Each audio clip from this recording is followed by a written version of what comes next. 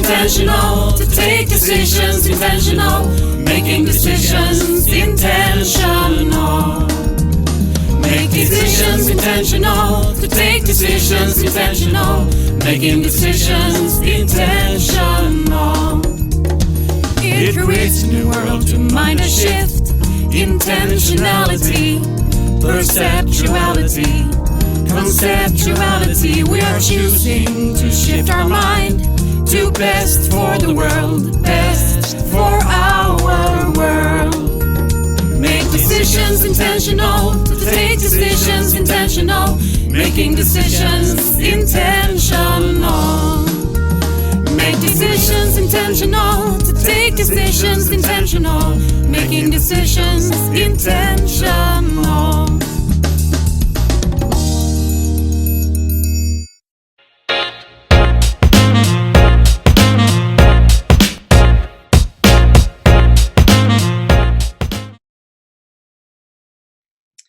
Hello and welcome back to the online summit for happiness at work. My name's Sarah Metcalf and I'm from Happy Coffee Consultant. And I'm here with Lena Morkbach, founding and managing director of Global Leap. She is a global facilitator of collaboration, both face-to-face and online. Originally an interculturalist, I believe you called yourself, and now working primarily in reinventing work, so working on the future of work. And Lena actually is originally from Aarhus in Denmark, but has recently relocated to near Portland in Oregon. So thank you very much for joining me. We're going to chat really about working remotely. Is that the secret ingredient to happiness at work? In a world where online collaboration and communication tools are constantly evolving, our work is more focused on what and how we are creative. And you're going to talk a little bit about the possibilities, the freedom, flexibility, the entrepreneurial mindset, but also about being in charge of your work when you're working remotely. And I think you've got some really great topics that are actually quite hot right now. And I know there's a lot of people, myself included, who are really excited to hear from you. So thank you so much for joining us. Well, thank you for having me. I think it's excellent that you're putting this on. And when I saw the list of speakers, I'll definitely be tuning into a lot of them because there are also a lot of topics that I'm very curious about. So thank you for having me. So some of the things that when we started talking about me being part of the summit that came up in our conversation was, as I work a lot in the virtual space and supporting teams and individuals who are having the online space as part of their daily work routines, how is that linked in terms of our when we're actually being purposeful and when we are being happy at work, and what does that look like? One of the things when we're starting that conversation, I think to be aware of is how much our work has evolved. We're not anymore going to work like 9 to 5, and our work is also not measured as on like now you are clocking in and now you're clocking out, so now you've been at work. It's a lot more focused on the value that we're producing. So it's not so much the time of, like, you could say that we're going from a time focused mindset at work, like when are you here and when did you go home, to a lot more in terms of what are you producing, what are the results that you're producing, what's the value of the work that you have delivered. So that's less about did you spend 8 hours on it or did you spend 30 minutes on it, but a lot more around this result and value. So that whole mindset is of course also linked to that we now can go to work without it being a place, and that the place where I'm actually doing my work could be here in my home office in the rural on 11 acres outside of Portland, Oregon, or it could be in a corporate office in a big worldly cosmopolitan somewhere. That also have changed, and I can work with anyone anywhere. That my team and most of the clients I work with has that global mix. So that's I think one of the conditions we need to be aware of when we're talking about like the virtual space and also happiness, that where we're working and the condition for our work is so much more tuned into the results, the value, and less around the time. Yeah. So that of course also means like often when we talk about quality at work or quality in our life is the work-life balance. Some people have talked about we shouldn't talk about work-life balance as much as we should talk about work-life integration. There was a podcast a while back with the former VP at the Gap, HR VP at the Gap, who was talking about this whole, like, how can we have more of this work-life integration? But when we're talking about happiness, then it's also like, well, are we then constantly working? Like, that's that balance. How can we then find out and find that balance, right? Because just because we can be online all the time, it doesn't mean that that's where happiness is, that we are always online. Always online, absolutely. But there's a exactly. really interesting. So one of the other interviews I was doing, we were talking about what's the right word, because balance to me indicates you have to give up one for the other. And there's always a point where I don't stop thinking about my family when I get to work at 9, and I don't stop thinking about my work when I get home at 5. So integration, that's an interesting word as well. Exactly, right? Yeah. So, and I think actually that leads into another thing that I think is important to be aware of. Like, so if this is how our work have evolved, and we're then talking about what is then happiness, how do we define it? And there's a million different definitions out there, a lot of them around am I actually walking the talk, and my purpose and what I'm delivering, and then actually what's manifest itself, is that aligned? When we're talking about happiness in an online context or in a distributed work environment, for me, choice is one of the ones that really resonates, and finding again the balance.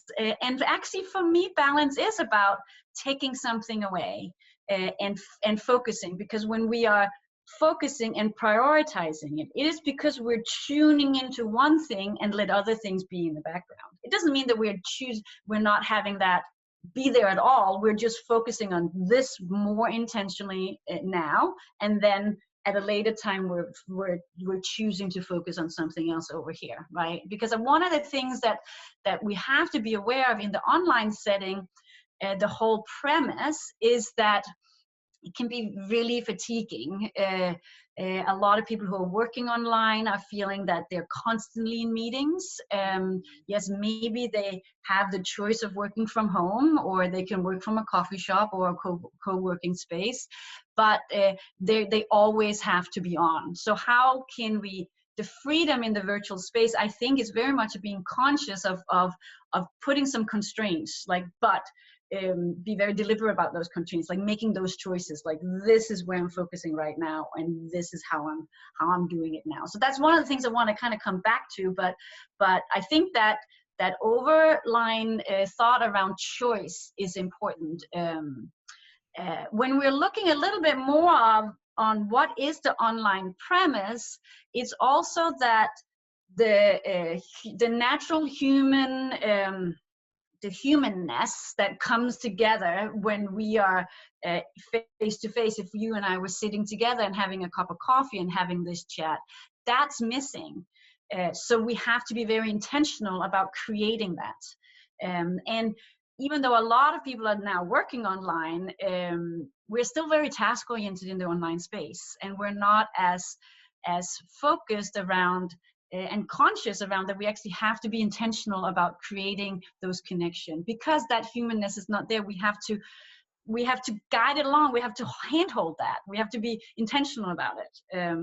And a lot of people in the European, the North America, are very task oriented. So we go straight in. The Zoom meeting starts, we just go straight in, and we forget to create some of that thing that comes if we were in a face-to-face meeting and someone made coffee and someone brought in cake, and we had a chat about it was raining when you biked your kids to work this morning, right? Like, that is missing, and we need to be intentional about that in the workspace. Very much when we're online. Create intentional online fika, right?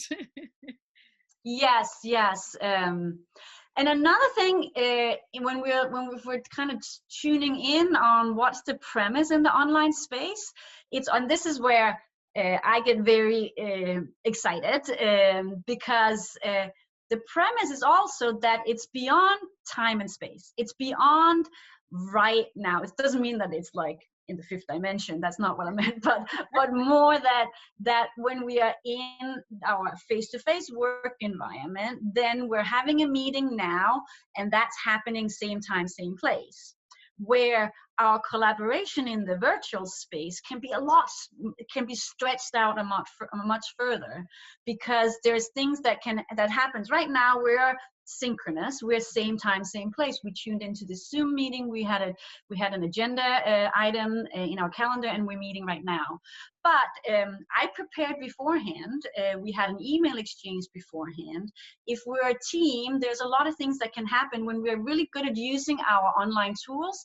There's something that can happen in the before phase. Often we talk about being that asynchronous space.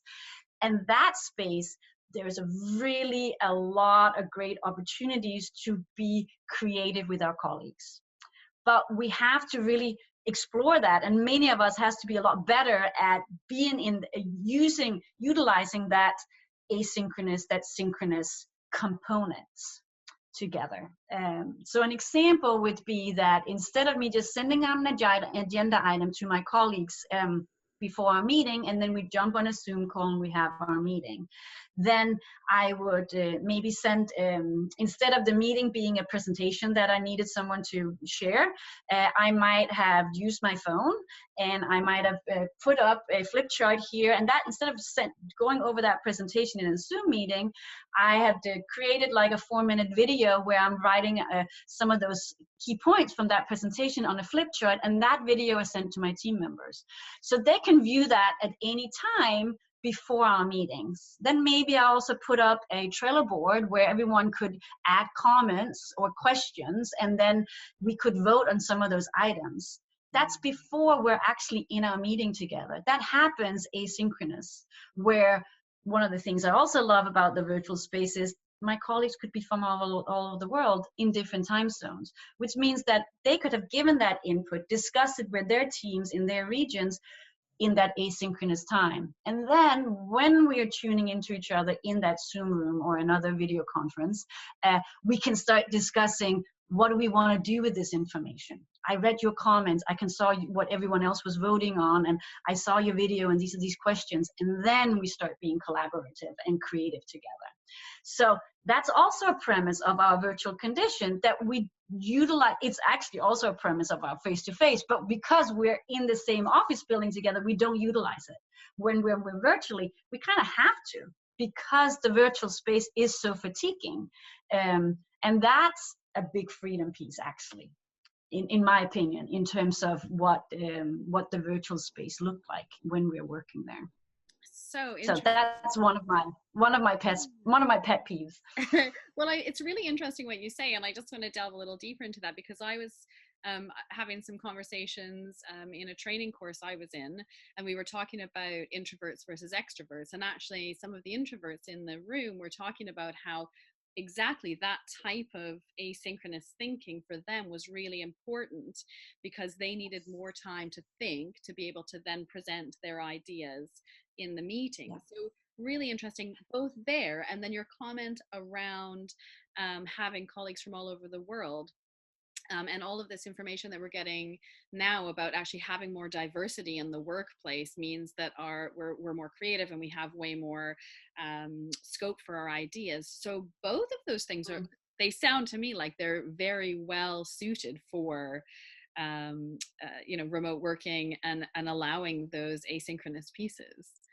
Exactly. And I would say in terms of both the extroverts and the introverts, but actually even if we think broader in terms of the different work styles that our colleagues have, like a lot of our meetings, a lot of the way that we have to pitch ideas or doing brainstorming sessions is kind of honoring extroverts, is honoring direct communicators, people who are ready to kind of move fast into action, throws ideas out there and test them with other people.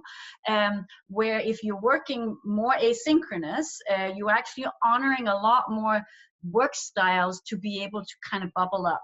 Because you might also have colleagues. I work a lot with colleagues in India, and several of my colleagues in the Bangalore office, they need to brainstorm with each other. They're not just going to be like, my idea is this. They're not strong, like, I have this idea. They're like very collective and group oriented. So they're like, yes, our team have these inputs. This is what we discussed. So by giving them time to actually discuss as a team, put that in that before phase, in that asynchronous space, gives them actually also a stronger voice to feel, okay, I'm not just talking on behalf of myself, I'm also talking on behalf of my colleagues, because we had a chance to discuss it. I'm not just put on the agenda item, what do you think? And then I have to have an opinion. Then I might be quiet because I haven't had a chance to actually discuss that and find out what we think. Right? So it opens up that as well, as we are in a more diverse global workspace, that we want to make sure that if we really want to capture and utilize that excellent capacity that we have when we have colleagues from all over the world, we also need to make sure that the way that we're inviting for conversations, the way that we're actually having our dialogue, is inclusive. Yeah. And honors the different ways that people process and present their ideas.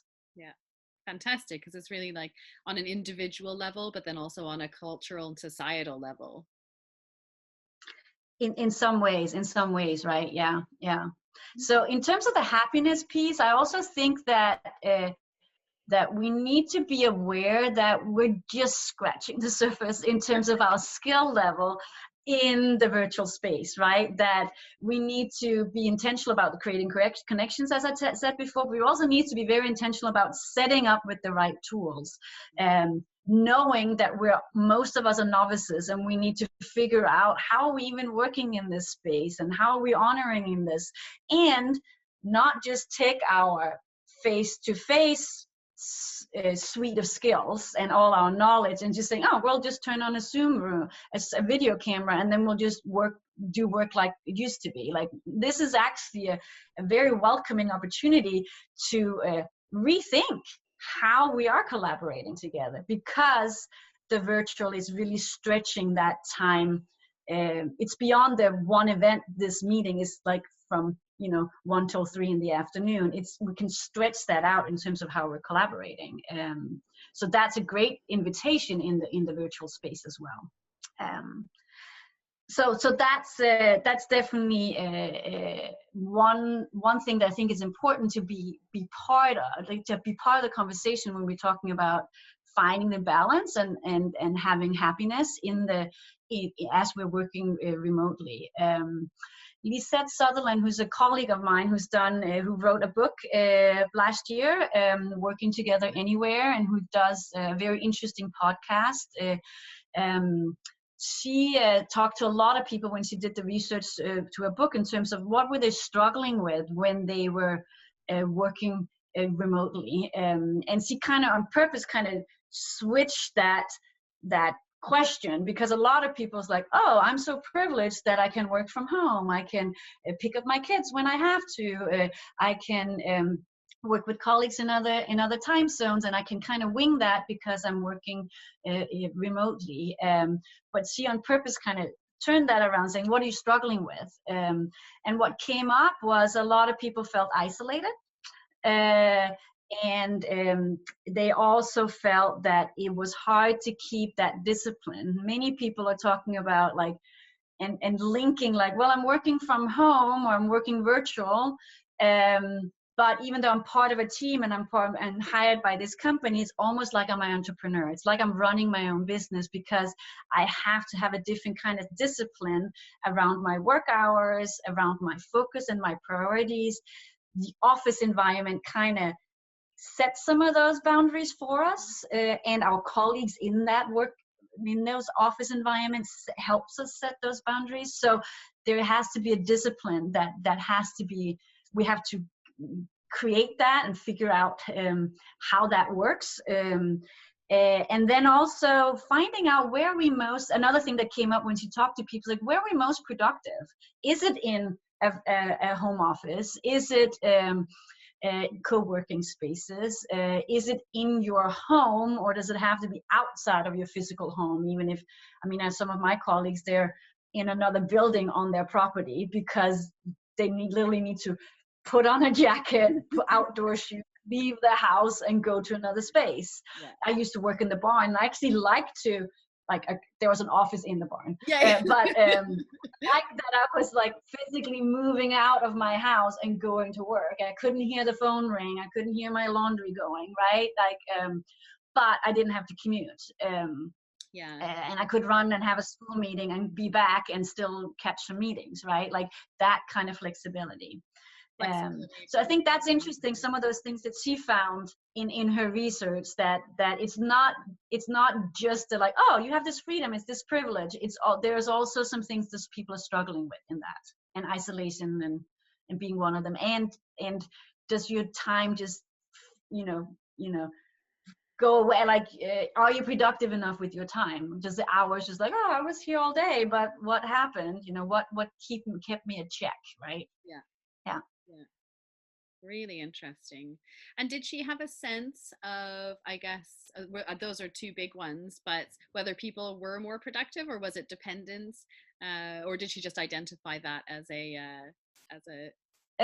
she identified that as some of the issues, and on her blog post, actually, she's also have an interview. She's been doing blog posts around remote working for several years now, and it's one of her first blog posts was with a Swedish creativity and productive kind of specialist, Theo Hangen, I think his name was, who was talking about that when we are in the remote workspace, we really have to analyze and look a little bit deep of where is that right place for us in terms of to be in the right space for what kind of work. And he had interviewed different people who were like, well, for doing all their invoicing, they wanted to be in a creative place because they didn't really like it, and they were like, oh, I'm gonna see if I can work outside in a park, and I'll just do all my invoices, because then it's at least that's the treat that I can sit and have sunshine on my face as I'm doing my invoices. And others were like, oh, well, personally, I need to be, and I love that I don't have to commute, and I travel a lot for my clients, but for my daily work I don't have to commute. But typically a couple of times a month I'm like, oh, I'm going to go to Portland and do my work, and I'm being in a co-working space, and I like to be in the city, and I like to sit in a co-working space physically reading a newspaper and connecting with people, and there's certain work tasks that I do in that space, right? So what he was aiming at is to really, if you're working remotely, look, really take time to reflect and do some little small experiments of where are you most productive, what worked for you, now that you have, again, the freedom of where do you want to do your work, what kind of task or what times a week, or where do you need to be for those. It's very individual, right? But it becomes, because the work is now for us to define the constraints around it, then it becomes us to do that exploration instead of our employer who just says you need to be at this desk at this time. Yeah. Interesting. I love that idea that when you're designing remote working, that actually variety is part of that spice. That's really interesting. Yeah, variety will typically come natural in our face-to-face work environment, right? Because I have to go and have a meeting with a client, or now I'm being invited for this team building morning where 3 hours we're going to do things together, or now I'm going to be this meeting, or I have 1 hour and I have to do my emails, and of course that also is defined in the virtual space, but in the virtual work environment, but the face-to-face shapes it more for us. And we're a little bit more in charge when we are working remotely. Well, and I think if you are not necessarily, so if you allow people remote working and sometimes they're in the office, you might not think about that. And so those people might end up just sitting at one place in their home doing their work all the time. So that's a really interesting tip to just consider. Yeah. Yeah. What you can do where. Really, really great. One other thing I think is, like, because I talked about choice a couple of times, and that my kind of definition, or when I'm opening up this big concept of happiness, it is around the freedom of having those choices. I think in the virtual work environment, to get that good, back to balance again, in harmonious integration, or having that harmonious balance in the virtual space, is also be very mindful about how we are communicating, that we're reducing some of the clutter or the noise of notifications of a lot of things on our laptops, right, or on our phones, and that's also something we have to be aware of when we're in our face-to-face work environment. But I think it's even more when you are working in a virtual environment and you typically are kind of solo in your office environment, to have that mindful communication, put some standards up. What notifications do I want? What Slack channels notifications do I want to? And actually links into another thing that of these, like, what choices, conscious choices we need to be aware of, is also to be above FOMO, like FOMO being, the fear of missing out. Like, we need to be above, like, okay, I can't be in all Slack channels. I am not going to be in all these meetings. That the harmony or the happiness in the virtual space is really tuning in. What's my focus right here? When am I? What's relevant for these projects? And of course, as you're part of a team, there's going to be a lot of things that's prioritized, and benchmarks and focus areas that's set for your team. But I would say, even for you working at home, you probably want to do some similar stuff. That this is some of mine strategy up here on post-it notes, like really being tuned into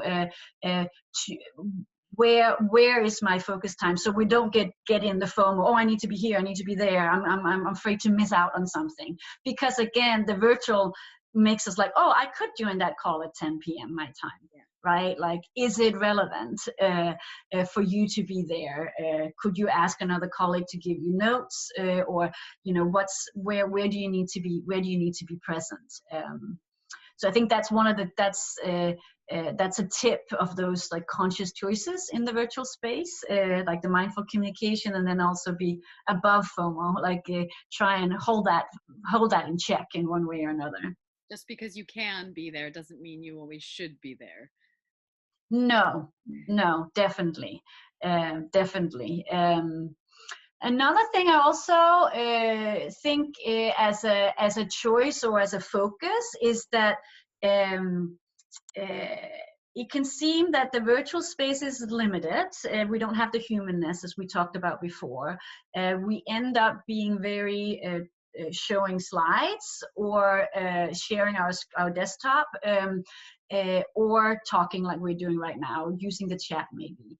But actually, I encourage people to still remember their visualization muscle. Still use boards where you can put post-it notes up, like use storm boards, or like a Miro board, and also use whiteboards where you can draw, where you can, like, that we're not forgetting. Like, one of the things that we are getting so much better at now, as our workspaces are focusing more on design thinking and agile methods, is like, oh, let's just do something on the on a whiteboard and flip chart something out.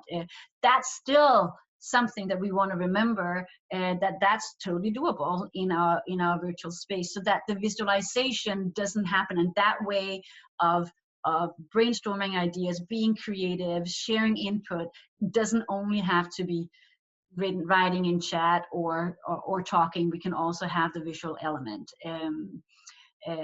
And again, as we were saying before, honoring different work styles or different way of processing, that we're not forgetting that. So that's another thing that I think you actually should choose or be conscious of that choice. How can I still make my the dialogue I have with my colleague, the way that we are sharing ideas, be a visual process, and not just a Google stagnant. I mean, a Google Doc is not necessarily stagnating, but there's or static, but there's definitely great tools out there. So we'll help a lot more of that. They're visualizing ideas as we are collaborating together in the virtual space. That's another great tip. I think a lot of people, probably don't think. I myself, when I work at home, I do have those because I have to sometimes scribble things on a whiteboard. But again, just reminding people to have those tools available to them to facilitate their creativity. Yeah, fantastic tip. Yeah. So I'm not sure, like when we were brainstorming ideas, that we ended up for the title for this being if virtual is the secret sauce for happiness, and I'm not sure it necessarily is. As you can see here, what I'm saying is also that it is, some people struggle with it. We have to be careful that we don't get sucked in and just work constantly. That now that we are knowledge workers, and its value, and that is value that we're producing, and we take it typically also very passionate about our work. That just because we're virtual, I think there's actually another layer that we really have to be really conscious of, that we're not getting burned out and also isolated and just little work mouses, right? Like one thing that I unfortunately is seeing with some of the global companies that I'm working with is that they just kind of, we're working remotely, we cover all time zones, so we're just bouncing tasks to each other, to the next person who's now have their work day, which of course is a wonderful convenience. It's great for corporate that was like, everyone's working around the clock. And they're like, yes, it's beyond place, right? We're not just, it's not just now we're, headquarters is on, like we're always working, and someone is always working. And that's, of course, that's one of the factors. And as I said, corporate loves that the machine are constantly rolling, but that we are not getting sucked into, I am just throwing tasks to my colleagues, because that beauty of me actually having a global, diverse group in my team is not because I just want to pass on a task to them. It's because I want to co-create things to them. I want to brainstorm with them, find out solutions to those issues we have in our team. I want to come up with great new ways of doing things, because this is my colleagues. I'm not just want to throw tasks to the next person who happened to have their workday starting now, right? So that's another thing I think is something to be highly aware of, that we're not just pushing tasks to each other, but that we are truly enjoying collaborating with each other and using the virtual tools to their max in terms of how we're sharing and being colleagues. Yeah, so it's not about creating a virtual assembly line so that you're constantly doing it, right? It's moving out of that assembly line factory 9 to 5 mentality and moving into this, like you said, the the knowledge workers. Really great. And so how do you think, because there's a lot of talk about kind of emotional intelligence and kind of people now working on an emotional level as well. Do you have a feel or an understanding of how remote working, either do you need to be more aware of that, or again, some of the stuff, be more intentional about it, or is it something that can help people with their emotional intelligence or the emotional work that they need to be doing, the connections with colleagues or with clients or customers? Yeah, that's actually that's a very good question. And unfortunately, I think it's something that you have to be even more aware of in the virtual space, because that humanness is missing. So those antennas we have subconsciously around, oh, I don't think that's okay, I need to tune into that person because something seems to be up, or that emotional piece that we can have more or less of, and we can strengthen that muscle. That muscle is not naturally kind of fired up in our virtual space, so we need to be more conscious of it. One thing I often guide people to, and teams to, is that if not, because some teams, like, well, we have 3 or 4 colleagues who are virtual, but then the rest, 6 or 7 of us is in the same building and see each other all the time. Mm-hmm. So, but really, if you have one person who's virtual, you're a virtual team, in my opinion, and you need to have virtual good virtual work practices in place, and over time then you're going to heighten that virtual awareness for the whole team, also the people who are actually in the same office together. So that emotional intelligence, or that awareness around how we communicating with each other, how we handling disagreement issues when they're coming up, how we using nonviolent communication, how are we having those softer skills, or that heightening that emotional intelligence. We need to be even more intentional about that in the virtual space, and hold each other's hands, and actually kind of create a language around it, and awareness around, like, that is something that is going to miss, it's going to slip unless we are always aware of it.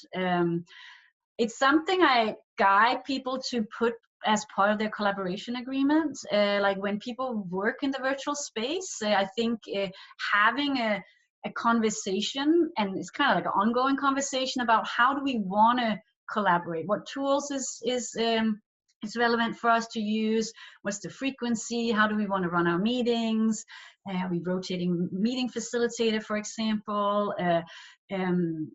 when are we available, when are we overlap and can co-work together, for example, like, that all comes up as you as a team are creating a collaboration agreement together, and that of, like, how do we constantly heighten our awareness, our virtual awareness in this team, I think should be on a collaboration agreement as well. So it's something that as a team we're conscious of, like, we need to train this muscle. And as I said, we have so much experience doing things face to face, and the virtual is really still we're novices. It's still like some skills that we're just fine-tuning. We're just finding out what's best practices. The tools are constantly evolving as well, right? So and with the tools, we're also being able to do more and more in that space. Yeah. Hopefully it's only going to get better. I think so. We'll be better at it, because I mean, another thing that we haven't even talked about is that now that we are as a world society, as a global society, global community, are within the last 6-12 months, as a broad consciousness on this globe of being aware of our climate, then virtual is also a solution, can be part of a solution of being less on those planes, and getting ourselves to a place where we're not thinking, oh, well, virtual is because we're compensating for face-to-face, but that we actually can fully dive into that, what I talked about before, that beautiful process of really stretching time out and being beyond same time and place, and having that exchange of idea over a period of time, because we're in the virtual space, and that becomes more the norm than we're feeling, oh, we're working virtually because we have to. And if we found a budget to get everyone on site and fly to some part on the world, we would do that. And that hopefully we'll get to a place where we can figure out, and we actually get fired up, our creative juices and our social human connections get fired up in the virtual space as well. Amazing. So what is, I realize that we're getting close to time here, so I don't want to, I could ask you loads of questions all day.